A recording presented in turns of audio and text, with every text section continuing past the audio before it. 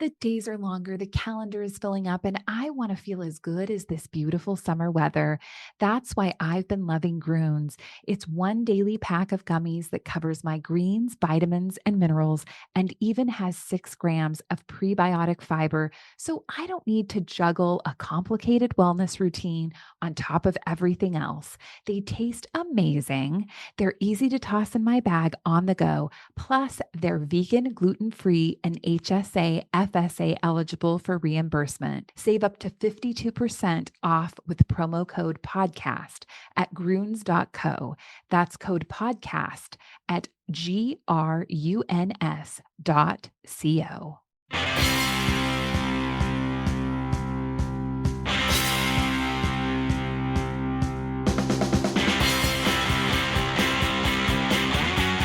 This is Dawn of Sports, featuring Dawn Mitchell of Fox 9, and we've been doing the show for a few weeks now. It's been an absolute blast. We've had great guests, all thanks to Dawn. Today's guest, longtime NFL and other kind of stuff reporter, Laura Okmin.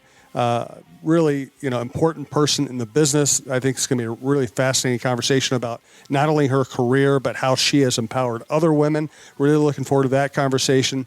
We're going to start, though, by talking about the Vikings victory. Dawn and I were at US Bank Stadium on Monday night. And just to let you know, this is Dawn of Sports. This is part of TalkNorth.com. If you like the show, please subscribe to your favorite podcast app. It's the easiest way to listen. It's also free. You can go to TalkNorth.com. You can find all of our other sports shows, all of our variety shows, all of our outdoor shows. Again, if you like a show, subscribe. We've got Krasinski, Russo, Jeff Diamond, John Millay, Roy Smalley, Lavelle Neal. We have so many people I can't always remember them all, and it's great to add Dawn to this list. We've had Mark Rosen, Mike Tirico, Jim Cott, Chad Greenway, Jack Jablonski, and we have been meaning to have more women guests on. Laura's going to be the first of many. Looking forward to it. So, Dawn, Monday night was fun. Whew. And you know what? I wasn't shocked because I thought they could pull it out, but I was maybe surprised with the defensive play, how fun it was for fans.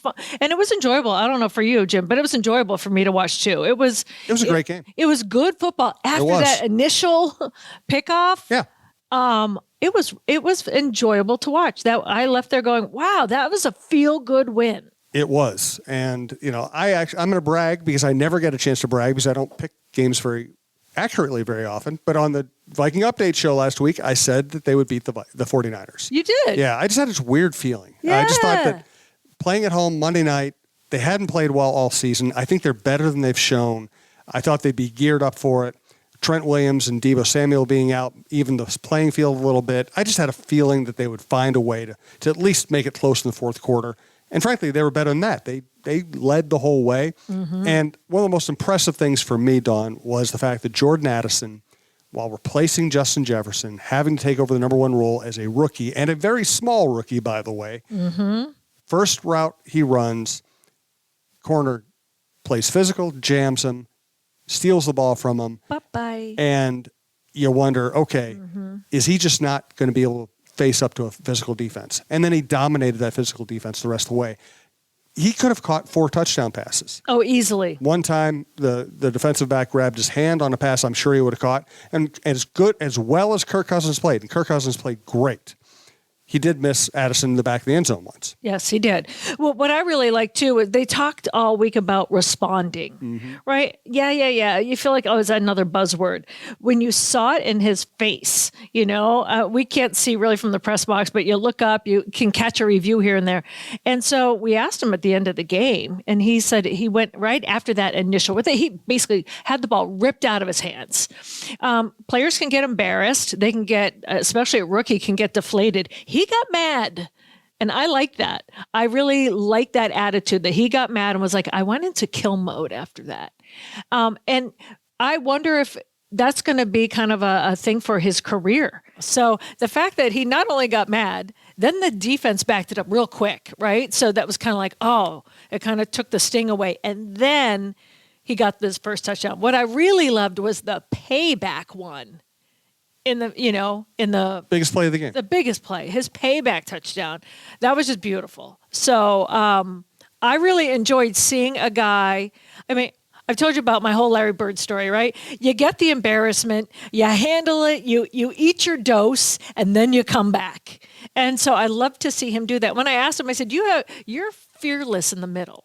Like, that's in the middle. You're fearless. He goes, that's why they got me. And he didn't say it cocky, like, well, yeah, because he knows what happened at the beginning of that game. I love to see that because he's a slight guy. He is a slight guy. So you have to amp up your physicality in the NFL. And to see him do that and then almost have the exact same play later and burn the same guy instead, that was beautiful. It was. And I also give Cousins credit. This team had a bad habit of turning the ball over early, of not performing well in the first quarter, of getting behind and not being able to come back. And Cousins, instead of going, okay, God, the rookie just cost me an interception that I don't deserve, he came right back to him immediately. And he really fed Addison and Hawkinson, the two guys who were going to have matchup advantages because of Addison's quickness and Hawkinson's size and hands. And that shows that you have confidence too, right? So especially, Hawk, we already know that he has confidence in this game. But for a rookie that just had that happen to him, to have your quarterback come right back at you, that is great. What I was surprised, I had to double check my facts, but that was their first quarter touchdown of the year. Yep. And you're like, oh. It's crazy. And last year, they were great on the first drive of the game, and they were great in the fourth quarter, and they were sluggish in the middle quarters. Yep. I think what this says, at least to me, is, they have underperformed so far this year. But when I picked this team to win 11 games at the beginning of the season, I thought they'd be 3-4 at this point. Really? I just thought they would beat. It's a tough stretch at the beginning. I thought they would beat Tampa, and I thought they'd lose to the 49ers, and I thought the other games would all go about the same, and they'd be 3-4. Now they have a stretch of 6 very winnable games. Yes. And they're playing better. And they're going to get Jefferson back in the middle of that. They'll probably get Davenport back in the middle of that. We're going to, when we get to a later segment, I actually have a prediction or an expectation. For now, I'll just say I think they're in way better shape than people realize. Right, because they're already in the wild card conversation as we are now. Yep. And like you said, we're going into a stretch that is winnable. Yes, is it tough when you go to Green Bay, regardless of who's out there? But the way the Vikings are playing and the way the Green Bay Packers are playing, it should be a win. It should be a win. Yep. And then was it Atlanta after that? Yep. And New Orleans, which can't score. The Bears are in that mix again. Then Denver's bad.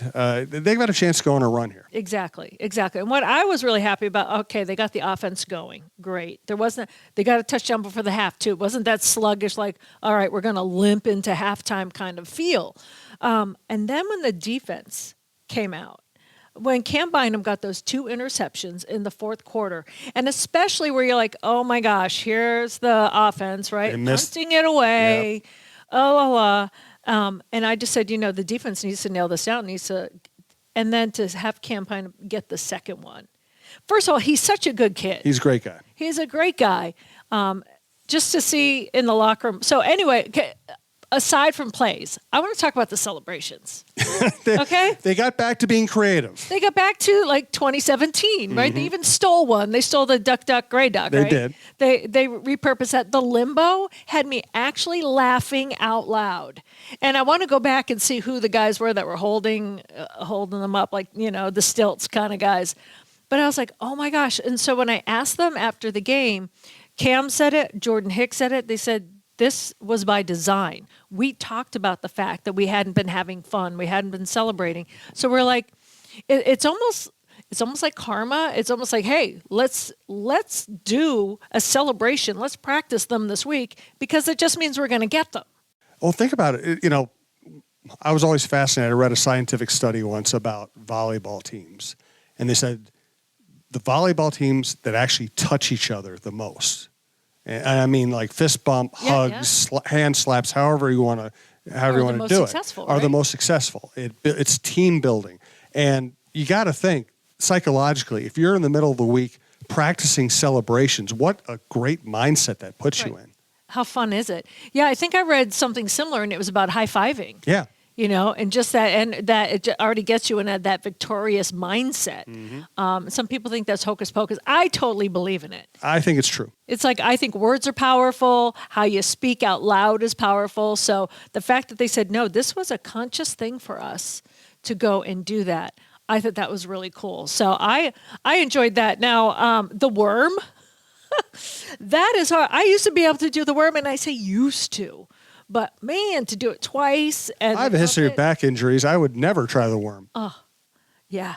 Especially backwards, I think it's easier than forward. Didn't he do forward? I don't know. I don't know, but it was impressive, though. And the cool side to that is, and I think I read this on NFL.com. He talked to Tom Pelissero about it. We all know that Cam Bynum is very much into where his roots are from, the Philippines.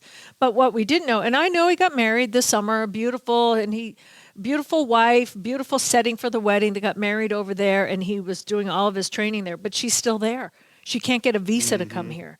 So that was his plea, to try to get my wife is like now two football seasons she hasn't been to. So you get that element too. And then you weave in the fact that it was National Tight Ends Weekend. Of course. Right? And Hawkinson finally played a clean game. He did. And I know that they don't watch my pregame show. Of course they do. No, right. They're in the locker room getting ready. And That's how they get ready. Oh, yes. They're like, yeah, what's she got to say? I was Yeah. like, because I was like, I just want him to catch one. Because Yes. lately his hands have just been like hands of stone. 11 receptions for him against George Kittle, who not only is his friend now, but Great player. It's a guy that he absorbed everything from down in Iowa. And the whole tight end. So it was great. They had T-shirts. I want to see what the T-shirts were. He said that their tight end coach has a word that he always says at practice. So I don't know if he could tell us what the word was, but they had to put on the sleeve. I'm like, now I'm set out to find out what that was. Might be so inside ball that we wouldn't. Oh care. no, we'll find out and we'll tell people. Yeah, but I left there going, all right. And Kirk Cousins coming out with the top 10 chain. Did you see that? Yep. I'm like, Jefferson put it around his neck during a post-game interview. Did he? Yes. That was awesome. I just saw him like running off the field with it. Yeah. I didn't know how he got Yeah, it. Jefferson came out. I think it was when he was on ESPN doing Lisa Salter post-game interview. Jefferson came over and hugged him and put the 10 thing on him, and they were laughing. And it is kind of it. I actually will say, and listen, I've taken my shots at Cousins about different things over the years, but he's become a more and more endearing personality over the last 2 years, and you could just see it in that interview. Here's Justin Jefferson, just couldn't have been happier. Right. For Kirk Cousins. Right. It's just, and it was genuine, Yeah. And what I like to that is to get someone who's new. Dalton Reisner after the game was talking, and he's been talking about how much he loves it in Minnesota here already.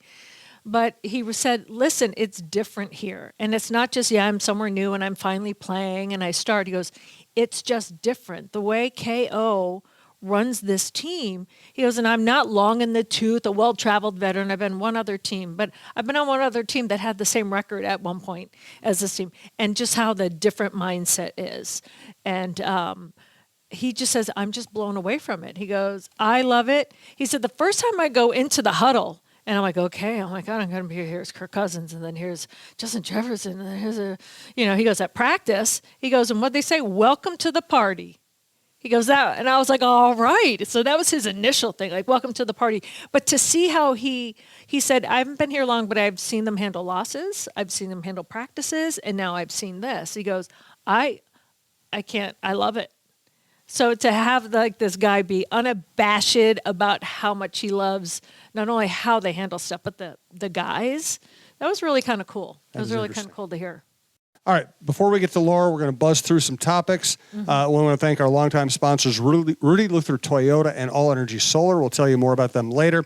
As we get the show rolling, if you want to get in early and get your spot locked up, if you know anybody who wants to advertise with us, you can reach our great sales executive, Karen Cleary, at KCLEARY at talknorth.com. For now, let's go to Take It From Us. Timberwolves open on Wednesday. The game might be played by the time you hear this, but I think we can talk in general terms. Biggest thing, they got Jaden McDaniels done to a deal that doesn't prevent them from keeping this group together if they play well together. That's a big deal. Jaden McDaniels is one of the best defenders in the league. He's one of the best offensive players who's a great defender. and he fits this roster perfectly. Yeah, when you hear 5 million, 5-year, 136 million, and when you say, how can that be cap friendly? It is. It actually this is. day and age. It's very friendly. And I just look down the roster and I'm like, I like this team more and more. You know, you get Cat, you get Rudy, you get Ant. Now they got Jaden locked up. I said, I'm really looking forward to this. And for the first time, I'm against the trade Cat rumors. Well, good, because that's the intelligent stance to take. You don't trade. You don't trade one of your best players until you are sure it's not going to work here, and they don't know that it's not going to work here. He actually played really well down the stretch last year. Mm-hmm. He was sick in training camp. He got injured for most of the regular season. He looks great right now. He's in fantastic shape. I think he's going to have a big year. I think he's changed mentally and emotionally on this team too. So I don't know what it was. I mean, we all know. I think he's sick of taking crap. Is he? I think it's that simple. Maybe. I'm like, all right, that's it. He's been the guy. He's been the guy. Everybody in Minnesota, when they complain about the Timberwolves, they complain about Karl Anthony Towns. Yep. And while the root of the complaints is accurate, he does complain to refs too much, and he hasn't won anything yet. It's true. Right. True and true. The complaining to the ref thing is something every good basketball player does. They just all do. And the hasn't won anything yet is not all on him. It's on the organization. So I am pro-Cat. I am pro-Cat now. You know, when they're having all the issues before, when Tibbs was here and Butler and the infighting and you don't know which is which. And I'm like, I get annoyed by that kind of drama. I do. And some people feed into it and they want to know. And I'm just like, I'm over it. It was annoying. I'm annoyed by it. I was kind of like, I don't care who the source is. I just don't want to hear about it anymore. And so at that point, if they blew the team up and moved people around, I'd be okay with it. Did I ever think Cat was not a talent? No, I thought he was. Did I ever think he was the issue? I didn't know. I'm not in that locker room, and I don't play those games. I'm like, I don't know. I have not seen it. If I'm in the locker room and I see something, then I'll know, like, yeah, that guy's kind of a cancer or not. I had never thought that about it. But there was a point at one time I'm like, let's just, they're going to get a new logo again. Like, all right, let's revamp the roster again. Well, why not? But now I'm like, no. When Cat came back from his long injury and then he was like Superman out of the phone booth, different dude, sharing the ball, happy for his teammates and contributing. And he's kept that going. Yeah. I'm looking forward to it. And now that I know Ant, he's always been a talent too, but you see him maturing to a different level too, which I still think sky's the limit for him. But Jaden is there's always that guy in the team that you need, right? That I don't want to say he knows his role, but he does. He knows his role. That basketball, you have to know your role and be okay with it. And that's what makes these successful teams. And so I was with you on that too. I'm like, oh, they locked him down 5 years. That's sweet. And it means they don't have a chance of losing him next offseason, which is big. Right? And listen, they're going to have to win this year or they will blow things up, and that's fine. Right. But give it a good year. Keep Rudy healthy. Yep. Keep Cat healthy. And I hate to say it, most of all, keep Ant healthy. Right. I think they're going to be a fun team to follow. I think so. All right, on to hockey. Ooh, I'm still mad about that goal. Okay, tell me about the call. Okay, so, Zuccarello got a goal, then they disallowed it. Okay, and they've had a couple issues with this before, and they said that Marcus Johansson was offsides. And I know Wild fans are sick of hearing about this already, but I think this will be a continuous problem. And I'm with Dean Evison in this camp. He said they preceded the puck into the zone, but it was the possession that they had the issue with. He did not possess the puck. And I'm like with Dean. Dean was like, I don't know anyone on earth that would think he did not. When did he lose possession? Like no one was there. When did he lose it? And so I am all for, if you want to, what they say, tighten up the possession rules on offsides. Ticky-tack like that, where every time in the history of hockey, that has been a guy taking into the zone and feeding a guy. And it was such a crucial time. It was their go-ahead goal. And then, I don't know, I'm still mad about it. I'm just like, I don't like when they tighten up rules. I don't like it when rules either go against the spirit of the game or they encourage officials to become too active. Yes. Speaking of which, I listen, the Gopher football team, they went down there. I know what you're going to say. Yes. Yes. Hey, wait a minute. What am I doing? They do not. You're calling a fair catch, and I'm going to ignore it and run the ball back anyway. The Gophers don't have to apologize for winning Iowa City in any way possible. They played well. They put themselves in a position to win. They beat a ranked team on the road, a place they hadn't won since 1999. I don't want to take any of that away. I will just say this in the same spirit. God, that's a badly written rule. Mm-hmm. And then they took away a great play, whoever you're rooting for. They took away a spectacular play because of a nebulous motion, you know? Right. And again, I hate to pick on the officials because I think they called it by the book.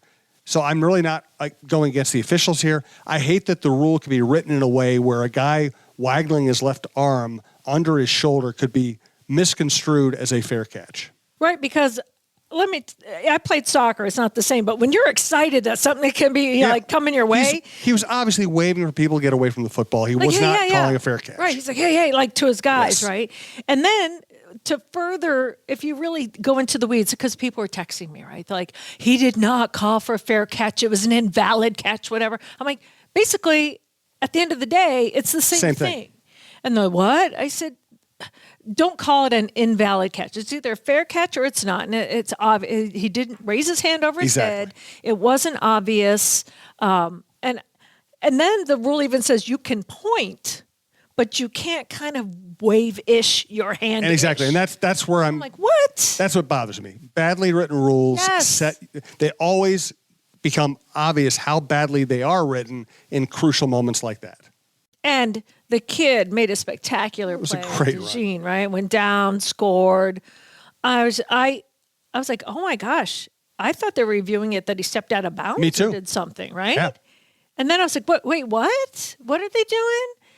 And then when you have to pass out the actual rule number, whatever, blah, blah, blah. And then you're reading it going, well, wait a minute. So is an invalid hand signal? So I'm the same way.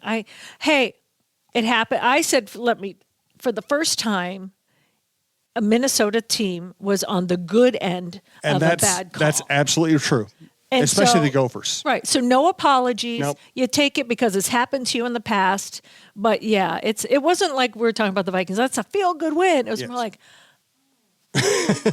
Still a feel-good win. I'll give him that. I feel bad for that kid, but yay! Floyd! All right, we have a couple women's sports topics to get to. We do want to thank Rudy Luther Toyota, longtime sponsor of the network. Ready for a women-forward car dealership? Rudy Luther Toyota empowers their many women on staff in sales, management, and service. Whether you are looking for a new Toyota or pre-owned vehicle, Rudy Luther Toyota has something for everyone. Every vehicle comes with a Luther Advantage. 10 cents off fuel and car wash discounts at holiday stations, Luther Advantage warranty, and 5-day return policy on pre-owned vehicles. Located just 5 minutes west of downtown Minneapolis, off 394 and General Mills Boulevard. And they're also hiring. Want to join the team but don't know where to start? Visit rudyluthertoyota.com today. I also want to let you know that all energy solar panel installations are done right and made easy thanks to more than 14 years of experience in Minnesota and beyond. All Energy Solar is ready to take any solar project, home, business, or both, from design to installation and everything in between. Find out more about going solar at allenergysolar.com/coach, or just go to allenergysolar.com and learn everything you need to know about solar power and how it can benefit you. All right, time to talk women's sports. The Aces wrap it up. Dominant performance. They win with 2 starters out, which is remarkable, against a very talented Liberty team. Awesome picture that someone took of her in the parade. Mm-hmm. Just kind of, I think she had this half shirt with this fringe, and she's just holding the trophy up, and just to see the people, in Vegas, kind of cheering her on. I'm like, yes, this is the torch has been passed. But you've been calling it all along. She's kind of been your favorite player every single time we talk about this. To see her hoist that, I'm not mad that they're having a little dynasty. No, it's fun. Dynasties, I think it's good for the game. I think dynasties are great because they give everybody something to shoot for, and when they come to town, everybody takes notice. Yeah. It's my argument about baseball is I think it's good for baseball when the Yankees are good. Yep. It's also good when somebody beats the Yankees in the playoffs. but you want the Yankees to be good enough to care about them. And that's what Vegas is doing now. Is And building you need a superstar. You need someone that isn't going to shirk it. Kind of like, oh, okay. All right. I'm a humble hero. One more topic I want to get to before we get to Laura Okmin. Mara Braun is now on the Cheryl Miller watch list as one of the top 20 players at small forward in the country. She has a chance to be really special. I'm really looking forward to watching her play. Also, we're going to do something every week called the Aurora Moment. Andrea Yak was really the founder, along with a bunch of her friends and co-investors of Minnesota Aurora. It's been an incredible national success story, an incredible Minnesota story. Do you have an update? I do. They started in Aurora too. This is how successful it is. Wow. So, and tryouts are now, the registration is open. So if you want to try out, they're not till Saturday, December 16th in Stillwater, and then Sunday, January 7th up in Blaine. And that is for the number 1 Aurora team. But there's an Aurora 2 team that will be the feeder system to this, because they're finding there's so much talent and so many unbelievable athletes that want to come play here. So just so you know, if you don't make it to those first 2, there's the Aurora 2. And they have another product that has gone pro. Vienna Benki is now in the Greek Super League. And that is the highest level of women's soccer that you can get in Greece. And there's 5 others. So now there are 6 pros that are coming. So now the Aurora is a feeder system to professional women's hockey, and I mean women's soccer, and we say football too, just to make sure that when we include the European teams in there, just to see women's football, women's soccer, just kind of have a hotbed here and go to pros. It's just amazing to see. It's the best story I've seen in Minnesota sports in a long time. So congratulations to Andrea, all of her co-investors. Everybody's helped, Nicole, everybody's helped put that thing together. Well, joining us now, Jim, I'm really excited to introduce everyone. If you haven't already seen her and heard already, Laura Okmin. We go way back, but you've seen her on the NFL sidelines for years with Fox. You also hear her on Westwood One. Most recently, she covered the Bears game. That was an exciting win if you are from Chicago. And I also want to get into one of her brand new companies called Galvanize that I really enjoy. So joining us now, Laura Okmin. Laura, thank you. I know you are globe-trotting around the world, nonstop red eyes. So thanks for joining us today. I appreciate it. It is my pleasure. Of all the things you said, my favorite part of the introduction was you and I go back a long way. So the hard part is usually when we see each other, it's running across sidelines, a quick hug and a quick run. So I'm just happy that I get some time with the two of you right now to just sort of sit and enjoy a conversation. We don't get that often. No, we don't. And that's what we're talking about with the joy of this podcast. And I wanted is so many times, and we're 2 minutes, ask 2 questions, and get this, that there isn't the easy conversation that you can just kind of tell stories, not worry about a clock ticking in your head, and just enjoy. And I was talking to Jim about it as well. And we'll talk about it, but also just the camaraderie, not only between you and I these years, but we have seen a shift over the past few years with women in this business supporting other women. That now when it used to just be you and me across the way, or, maybe we would see Pam Oliver, like it would be you and Pam and ships passing in the night. But now there's so many different women, and you are, with your Galvanize company, are really strengthening that. How has that been for you to see the younger women kind of not only come to you, but then they get jobs and you see them out there working?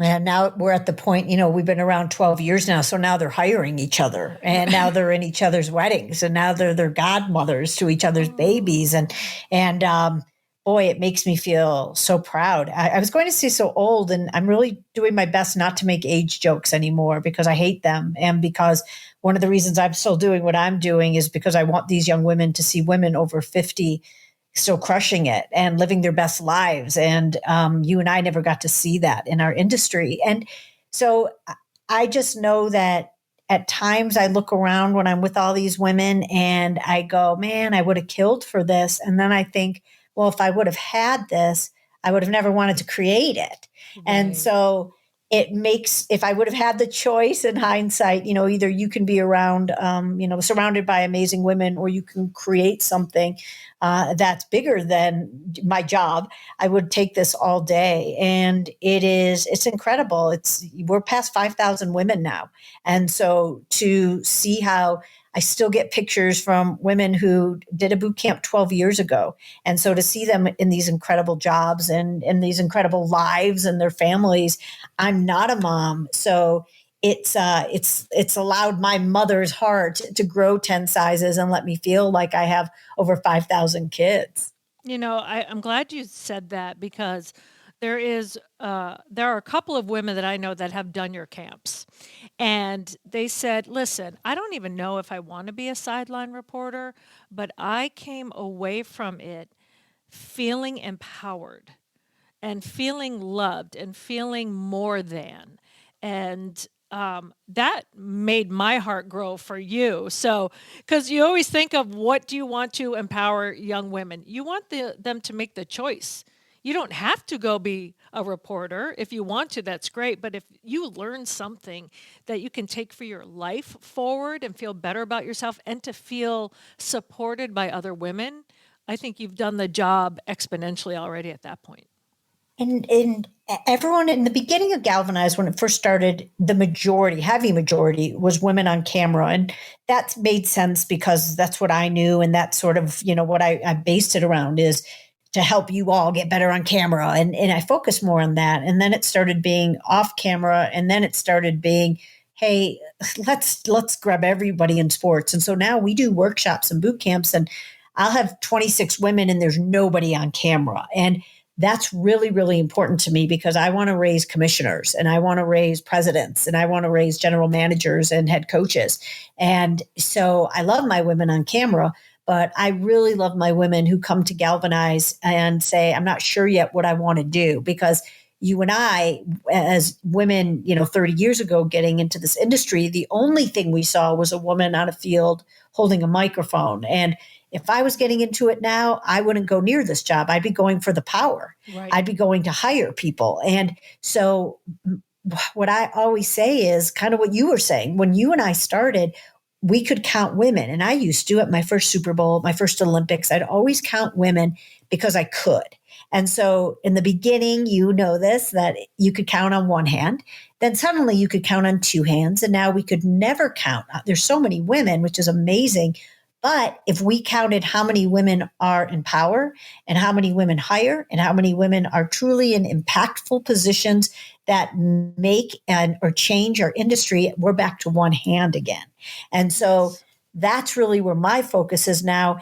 If you come to our boot camp or our workshop, you would never know it's for sports. Even when we team up with all of these NFL teams, which we do, and we just did Notre Dame men's and women's basketball teams, we still don't talk sports. It's all about who you are. And everything about it for these women is, I don't care what your job is. I want to make sure when you leave here that I've helped you navigate a classroom, a boardroom, or a locker room. And our last cycle of workshops and the last seminar I did, our youngest was 18 and our oldest was 53. We have a ton of galvanizers in their 30s and their 40s, and now in their 50s, because they're coming back for the dream and going, well, now I see other positions. I see player engagement. I see management, and I see all these other things that I don't have to be 22 and out of college. And the cool thing is, when you put them all together, the young ones are intimidated because they're like, what do I add? I don't know if I belong. My older ones are intimidated. They're like, I feel so old. I'm so behind.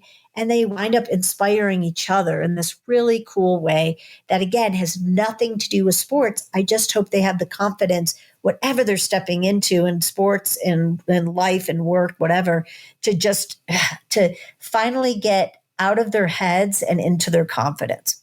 And I'm so glad you said that. For years, and people would say, well, why do you take the time? I've had interns in the past, and one of mine, and I won't say her name, but she's now a police officer.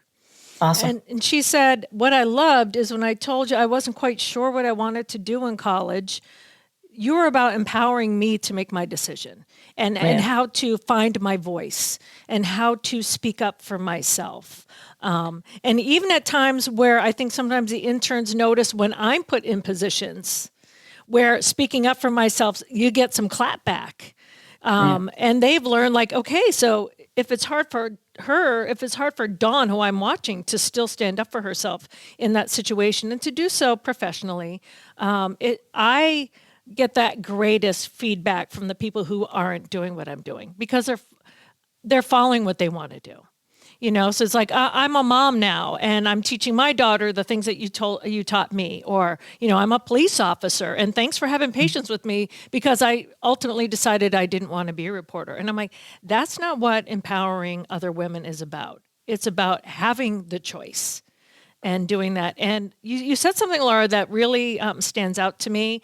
And I say this sometimes to people, and they look at me like I'm hypocritical. Sometimes when I see other women on the sideline, I'm like, I wish they weren't just on the sideline.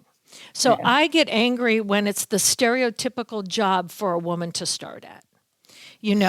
Like when you see a whole table of men doing the pregame show and one woman manning the ship. So when Fox told me, we want you to be on the table with the men, but we want you to be an analyst. We want you to say what you're thinking.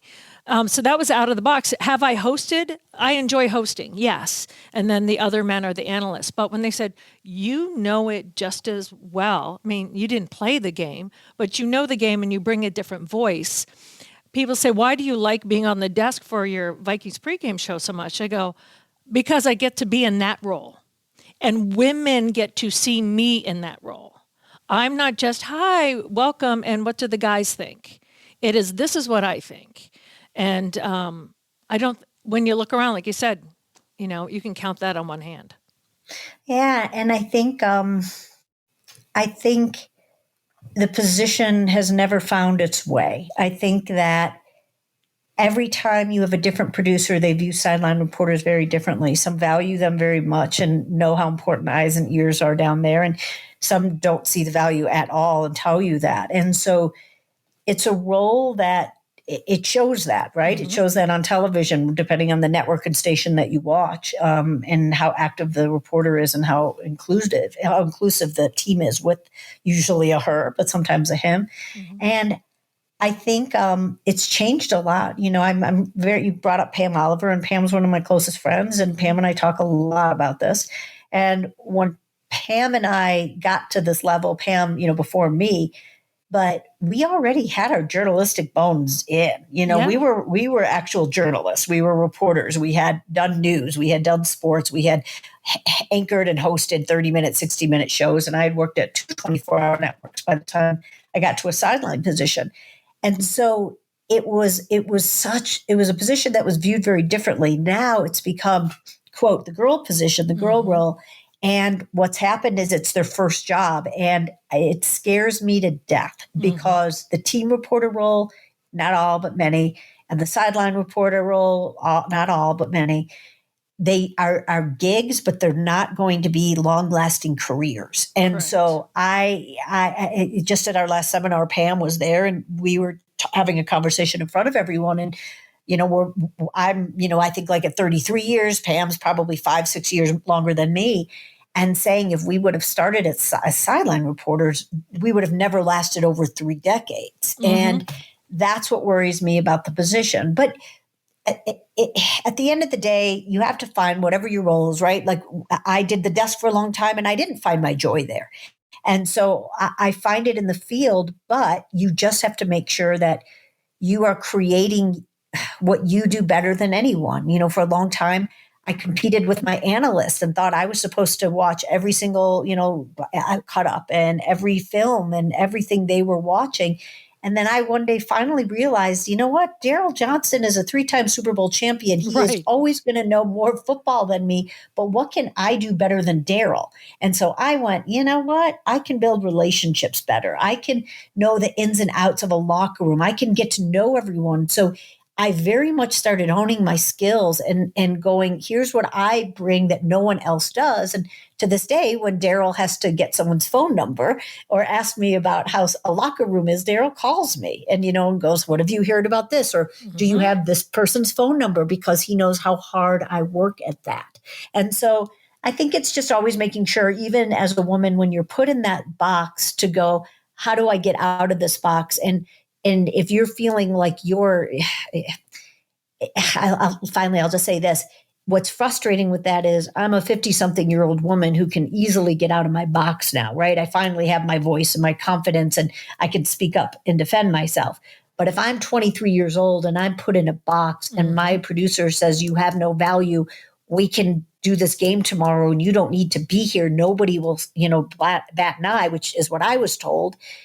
They are going to carry that, not just for a Saturday or Sunday, they're going to carry that until therapy.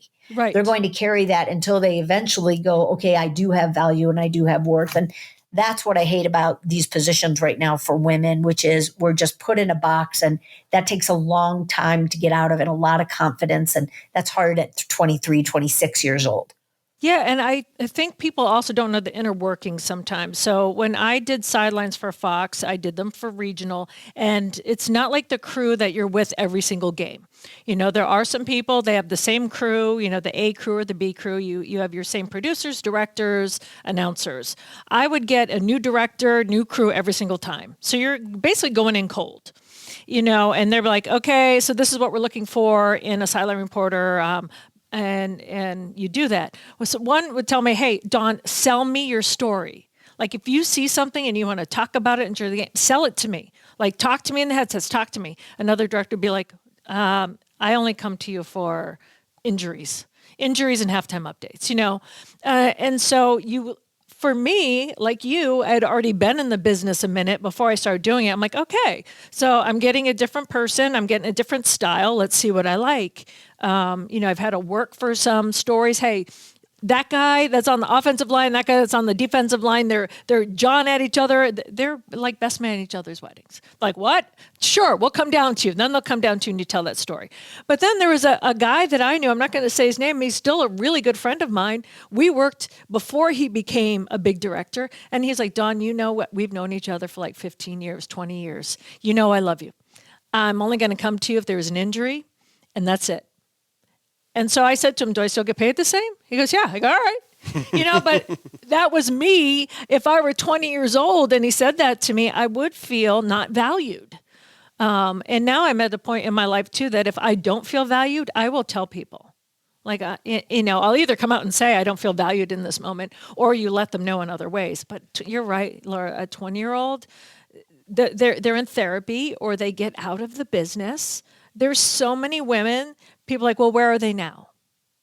And I want to show like, wow. Like I was afraid, just like you were saying, I was afraid to say this is my 20th Viking season that I'm covering. You should be proud of that. Well, Exactly. for years, I've lied and say I'm 28, right? And I know, I say so I lied. you started young. I was 8 years old when I started. Yeah. So now that's a joke, but, ageism is still a real thing. I don't joke about it. Yeah, I don't. It's not funny. My very first agent, who's no longer my agent, saw what year I graduated from college and basically signed me. And he said, it's a good thing like you're not in your 30s, because once a woman hits 30, their history, but you're perfect. You're exactly what we want. You're mid-20s, blah, blah. And I'm thinking, wow. Like brutal. you just showed me what you just said, what we think happens, but it does happen. So I'm like, well, then I'm just going to stay in my 20s then. If this is what people think, I'm never going to turn 30. And so, Yeah.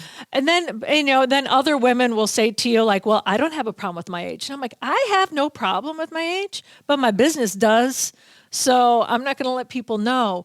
But then after a while, you're like, I've been doing this a minute. Like, don't treat me like I've been here 5 minutes. So it is that balance. And hopefully, more of us can be like, yes, this is my 20th Viking season. And it's not the first team I've covered. So you do the math, right? You can happily do the math. So I just want to thank you. I know that throughout our years, and you and I have been through some stuff, and that we'll have that 5 minutes, but I can come to you and I can be like, this is how I'm feeling about the business and where I am in life. And can you give me advice? And you will take that time, Laura. I don't care if you're going to be on in 5 minutes. You took that time and you would have that conversation with me. That probably has helped me stay in the business. So I wanted to publicly thank you, even though I know I have Appreciate personally that. done that. It's I'm so glad that at this age I've gotten to see. I think sometimes it's usually an older thing when you're in your 50s or your 60s or older, and then you look back, right, and you kind of go, I did my job, but I wish I would have done this. I wish I'd have done this. And I'm really grateful that I feel like I had a mom who died young. And she died at 51. And so I understand how precious it is. And I understand how rare it all is, to be able to live a long, full life. So I've always tried to pack a lot in and find my purpose early, because I know my mom was just finding hers when she passed away. And so I get calls constantly, not just from galvanizers, but from women who are older than me in the business who don't have women peers or women friends. And I also know that they haven't been great to women, but suddenly they're dealing with the ageism stuff, and they'll go, I don't know who to call. And so I've heard you're a champion and you empower. And so they'll call me. And that's the stuff where I'm like, cool, I love my job. And at the end of the day, why I'm still doing it is because because I'm using it while it's using me. And that was important for me at this age to feel that way. But I also know that I'm really proud of that a woman who has held the door open for me still feels like I'd be someone that she can trust. So you saying that means more than any hit, right? Or more than any story I ever do. I feel like that's where my mom's legacy is in me, of making sure that I've thought about who I am, not just what I'm doing. And people don't realize there are those other women, and I witnessed it firsthand. I had a friend of mine, and this is way back in the day, was working behind the scenes at ESPN, and we were on a baseball field. And I'm not going to name this other woman, but this guy, this runner, that's what we call them, came running over to my friend and said, "You need to get off the field." And we're thinking there's an emergency. Like, what? Is there a story goes, hey, you need to leave the field. And I'm just listening because he interrupted our conversation. And she said, well, why? And he said, you just have to go. And she goes, well, why? Is there a story? What? He says, no, X says she will be the only female from ESPN representing on the field today. Oh, my God. And this is a big name. And I looked at my friend and I said, you do not leave this field. And she goes, no, I have to. It's X.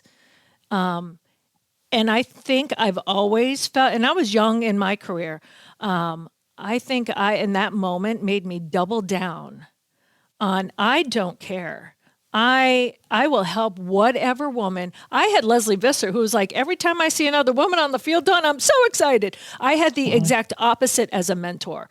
But it made me double down because you hear that it exists, but until you actually see it and witness it, it doesn't really make you mad. That made me mad.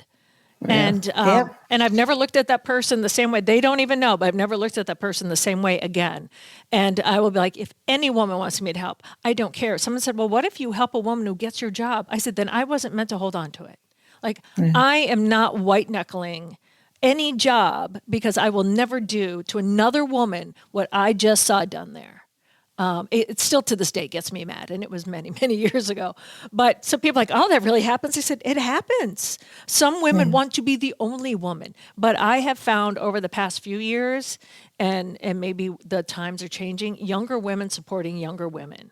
And like I love seeing Carissa Thompson and Erin Andrews be such good buddies because so many people for years wanted to pit them against each other. To see them do the Calm Down podcast and to be really good friends. And I'm like, yes, this is what it's about. This is what I feel when I see Laura. This is what I feel when I see Pam Oliver or Stacey Dales. We're all in that little dank off the field restroom trying to get our lipstick and try to look the part, and you're in these awful conditions that we just bound together. And now I just see kind of a tribe of women coming forward in addition to your talent and knowing your stuff.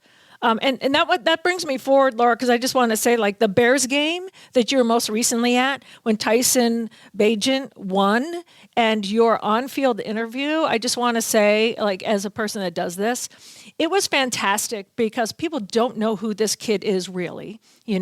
His first NFL win, you brought that joy and you brought the kid out in him. How was that for you? After doing millions of interviews, to be able to do that. I know I love that kind of stuff. Yeah, I do too. It's almost every time, after so long, you think we've pretty much done every story, right? Like right. It's a different face and maybe they're from a different place, but I'm so thankful when you get a story like that and just go, reminds me of why I fell in love and stayed in love with sports. And we had talked to him enough that week, and I already knew how lovely he was, but I also knew how he reminded me very much of Brock Purdy. And we had Brock a lot last year and have had him again this year. It's almost like you want to be like, but isn't this so exciting? Like, come on, and you feel that, and they're so calm and they're so cool about it. And I love that. But I also, was thinking about that for my post game as it looked like it was happening, where I was like, oh, okay. We only get 2 questions, which is impossible sometimes. You just pray for a follow-up that you can't have.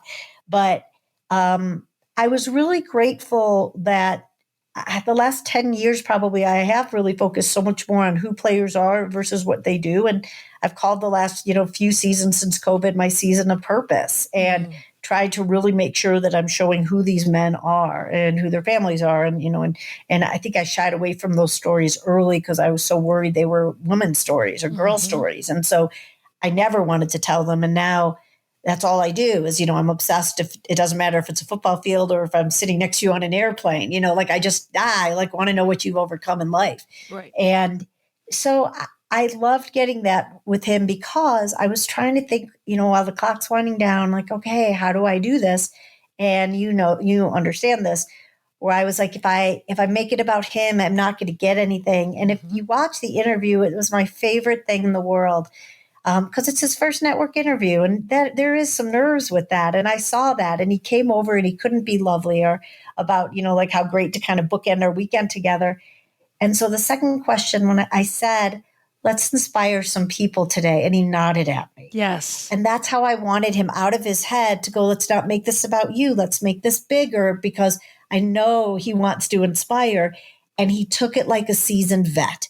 Because if I just would have said to him, what does this mean to you? Right. It would have been the cliche, right? Like I'm happy to get the win. I'm happy, But the second he nodded, I just, I realized that these young men and young women, again, I just worked with Notre Dame women's basketball team. So the same thing, their platform so much better than athletes did 30 years ago or 20 years ago, that they get, I don't need to talk about me. And if I'm not talking about my teammates, if I'm going to inspire somebody, I'm going to dive into this. And so even with 2 questions, I would have killed for 5 more. Right. But I loved his answer, and I loved the genuineness of it. And sometimes, even though he's about to do a press conference and get, pummeled with, 50 questions, sometimes those raw 2 questions right off a field are really meaningful because PR hasn't talked to them yet. Right. And they haven't had time to come down. It's just really how they feel.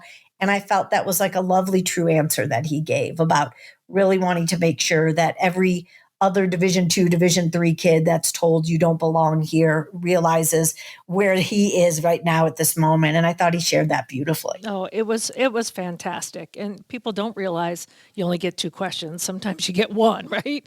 It reminded me eons ago, and it was here when Brett Favre was still with the Packers.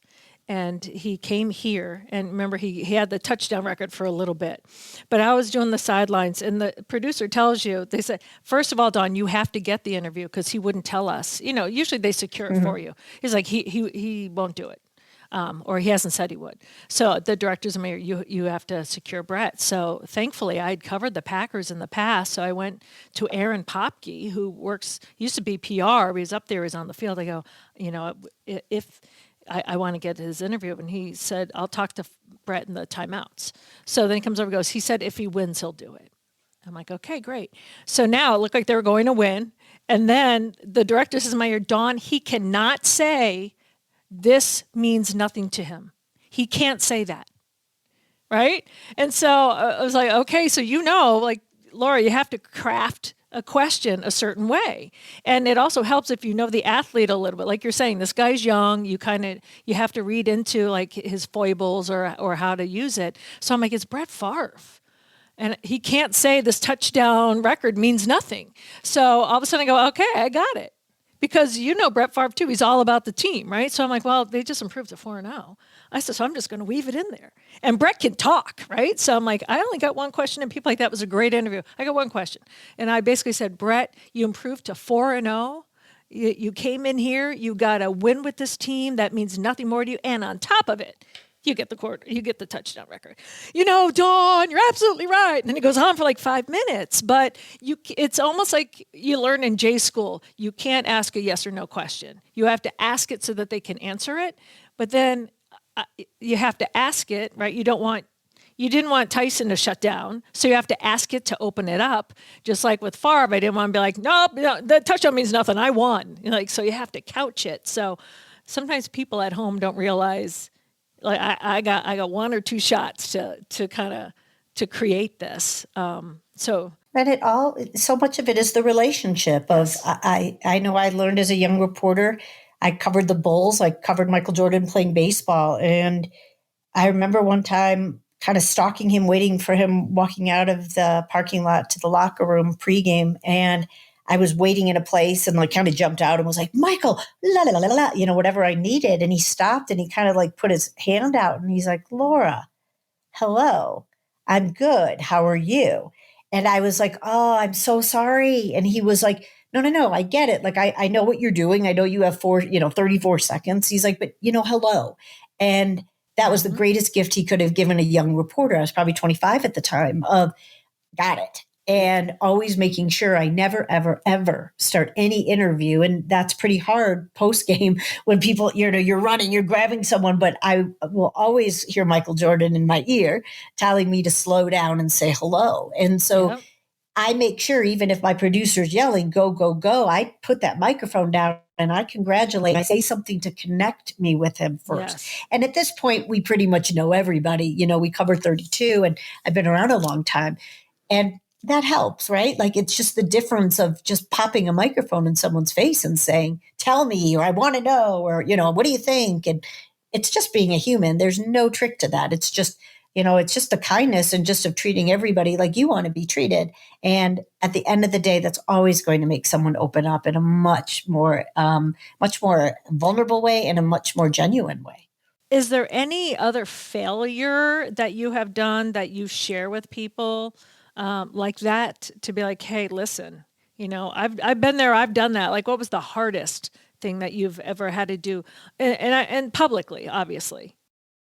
Because privately, publicly, with Galvanize, I always say, when I always tell the women, who are as hard as themselves as we were, then about making a mistake, I always say to them, do you guys ever hear me teach from a successful thing I've done? Like, it's, I never do. Galvanize is always about I hate to say my failings, my lessons. Yes. And so probably the biggest one I always talk from Michael, that's a big one I always share with Michael. But the other one that was the most embarrassing and the most valuable and invaluable was kind of the same principle, where one time I called Charles Barkley, and a young reporter, and was fortunate enough to know him with the Dream Team. And I was working in Montgomery, Alabama. He was from Alabama. So we had paths that crossed. And so I called one day and he answered the phone and he said, well, Laura Okmin, what do you need? And I said, Charles, can a girl just call and say hello? And he said, a girl can, you just never do. And he's like, I'm not trying to give you grief. If anybody knows, Charles Barkley would not have said grief, but I'm not trying to give you grief.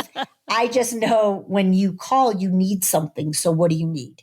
Oh. And that just crushed me, because at that age, I thought, well, why else would I call Charles, to say, great game, or what'd you do this weekend? Or and nervous about lines crossing. And so I didn't know what to say to him. So I just never did, but then realized also what that meant, how that looked. So that's the most important lesson ever I've learned in life and in work about reaching out when I don't need things and how to build relationships differently. And I still call Charles and thank him for that. And I'm really fortunate. Like when I started teaming up Galvanize and NFL players, I called a lot of players for over all these years to ask them, hey, I'm trying to build trust between these two sides. I'm trying to teach empathy and respect. And when I got in with you, can you help me teach that? Like, what did I do that you said, I like her and I trust her and I'm going to let her in? And they would all say the same thing. And they would say,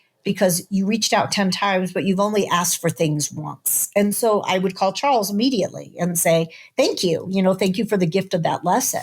So that really is probably my most embarrassing moment of Michael and Charles, and what cool people to teach me those lessons.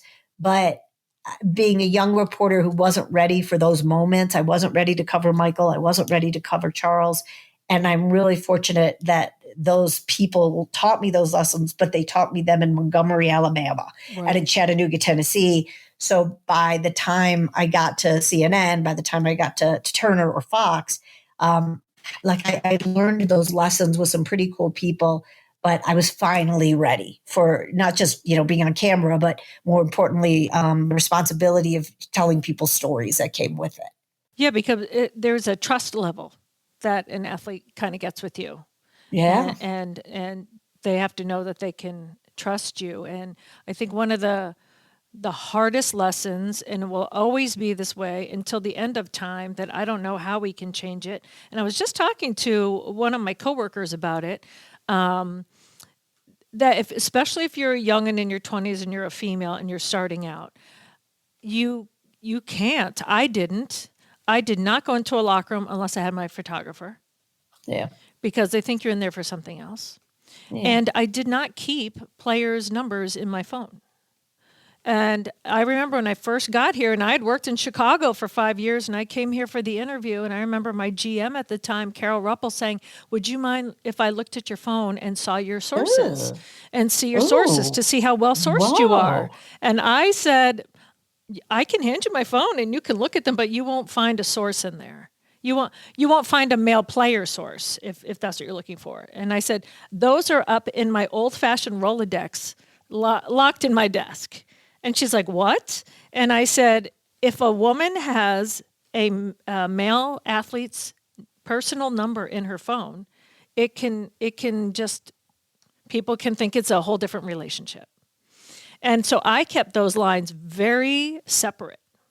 Because I said, I think I have to police my own career. I don't want the wife thinking I'm calling for a different reason. I don't want my bosses thinking I'm blurring lines.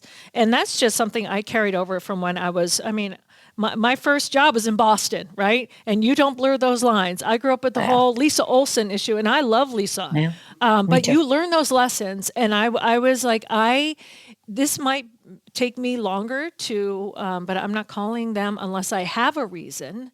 But I specifically made sure that when I saw them at the ballpark or at the rink or at something else, that I would say, hey, how are you? And have a conversation, so they knew that if I called, it was for something. But I learned that the hard way. There's a couple of, and this is eons ago, but like the Celtics' wives did not want me in the locker room. And I'm like their kid sister. I'm not after anything else. So there's a lot of other hurdles that young women have to deal with that men don't have to deal with. And now as you get older, it's more like, well, this could be my nephew, then the younger they go, this guy could be my son. It's probably not the same, but it's really hard, I would say, for women. So I said, I don't, unless it's a family friend or something, I don't just go fishing with an athlete. I'm not going to meet them out after a game. I go, that was my personal policy. Unless I'm related to him or he's married to one of my good friends, I'm not doing it. But now you get to a certain age where you're like, okay, I've built to establish the reputation. People know that, you know this person, but it's very difficult, but you also have to balance that with not coming across like you always want something. Yeah. Yeah.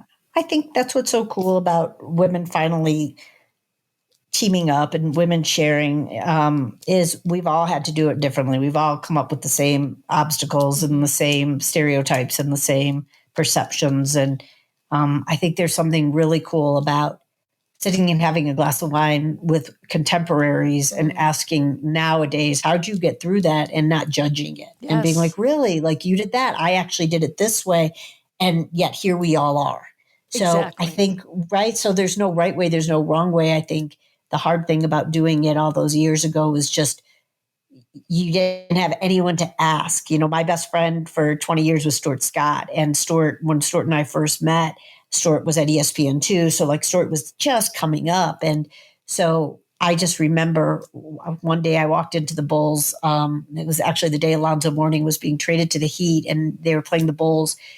And it was a game, and we were all waiting for Pat Riley to come do the presser. And I walked in there, and it was all men. And as I'm looking around, it's all white men. And Stuart was in there. And I looked at Stuart like of being really loud and out there, you know, of like, and I just sat there looking at him like, isn't that interesting? Like, I'm the only woman right now. Stuart's the only person of color. I'm hiding in a corner, and I don't want anyone to notice me. And Stuart very much wanted to walk in a room and be noticed. And we would talk about that, you know, for 20 years, and the difference of why I was the way I was, why he was the way he was. And also just with him always being able to cultivate relationships and to be able to figure out who he was, and then watch me with the same work ethic, and watch us as we were kind of, you know, building together and seeing the differences. And I loved having him. He was the most important voice in my head and, you know, my heart for a very long time. But there were things I would always say, you just don't understand. Like, you just can't. You have to be a woman in this business to get it. And so I just always think, if I would have had women friends back then going through it, I think, you know, we probably would have helped each other make a lot fewer mistakes. I think there were some things I wish I wouldn't have done. I just didn't know better. And there were some, you know, my mom had just died. I was thrown into this world, and no other women, and kind of just trying to fend for myself and not wanting to ask anyone for help. And so my head was so down, just like in front of me, just trying to take one foot against the other, you know, and just trying to figure this life out. So I wasn't looking behind to see, you know, is there someone else that I can help? I wasn't looking ahead. Maybe, you know, maybe Leslie Visser could help me, or Lisa Olson. And I certainly wasn't looking to the side to see if there were any sisters, you know, going through it. I struggled hard. I was, you know, very depressed, and had a really cool job. And because everyone kept telling me how cool my job was, and I knew it, I never wanted to seem ungrateful. I never wanted for anyone to think I was lonely. I was depressed because I was covering Michael Jordan and the Bulls, and how amazing and it was. But also I know it was a really hard time in my life, because I desperately would have loved to have had another woman who had went through it, or who was going through it, to be able to say, how are you handling this? Right. And I think that's why, you know, every day I thank God for Galvanize, which is just, I tell them constantly, do not, I hate double negatives, but do not call me if you've made a mistake, because that's what I'm here for. I will never judge you. I want to be that first call that you go, I stepped over a line, because we can't figure out our lines until we cross over them as a woman in any male dominated industry, or a person in any, you know, when they are the anomaly in whatever room they're in. And that's hard when you're a young woman trying to figure out your line, and everybody's telling you, you know, like, do this, don't do this. And it's hard. So anyway, I say all that to say, like, we all have to figure out, you know, going back to what you said, we all had to figure out our way to do it. And probably most of us made some mistakes along the way, but if we're still in this business, what my hope is always that we stop looking at them as mistakes. We start looking at them as lessons, and they're important lessons. And now what I would say is, on my deathbed, those things that I thought, oh God, like those were mistakes I made. I hope that those are some of my favorite flashbacks. I hope that all that mess that I thought was so terrible winds up being some of my most fun stories and fun memories to look back at and go, man, I was just a young kid trying to figure it out in a pretty cool scenario, or a pretty cool backdrop, you know, that we all get. Well said. Well said. And I thank you for being that for me. even from across fields. Yeah. And I am so proud. And I can't wait. If you bring Galvanize to Minnesota, I will be there to cheer you on, help you, do whatever you want, because Thank you. I know from when you started this, I was like, this is amazing. Anything you need. And just to see it grow into what it is, I'm like, yes, that is paying it forward. That is shining the light. And you are a light. So thank you, Laura. I really appreciate it. I appreciate it. And right back at you. Thank you for everything you do for the generations that are coming.